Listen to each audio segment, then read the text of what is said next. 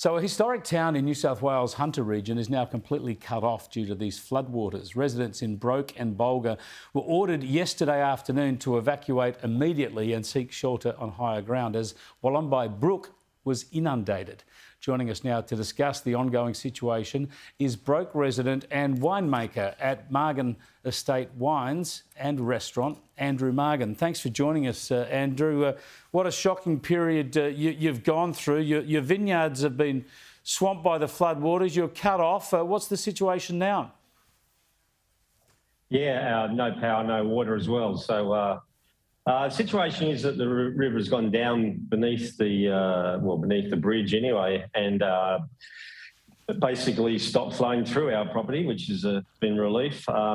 And in actual fact, they just did a bit of work on the road here that allowed me to cross the bridge, and I actually got out of Broke for the first time in 3 days. So it's only one way, but at least we can now get out. Yeah, now we've seen those flooded vineyards. Tell us, does that do permanent damage to your vines, or will they be okay once the water drains away?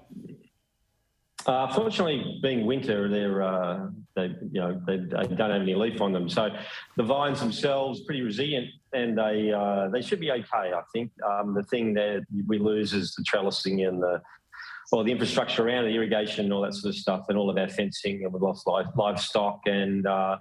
Wineries had 6 inches of water running through it, so there's a significant amount of damage, that's for sure.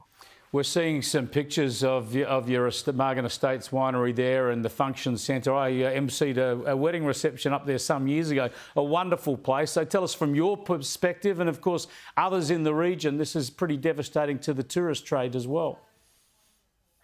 Yeah, although I think everyone needs to remember it is just Broke, so the Coleman's still open for business like this weekend. Broke's not likely. Look, we've had, we had the drought, the bushfires, and COVID, and now this is.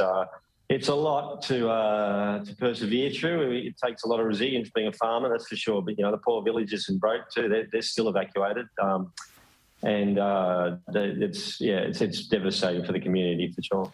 Yeah, a shocking situation. Thanks for sharing your perspective on it for us, Andrew. I appreciate it. Good luck in the future. Thank you. Andrew Margan there from Margan Wines and Restaurants up there in the Hunter Valley. Broke was cut off, and as you heard, some parts of the town, some parts of the village still cut off, people not being able to get back to their homes.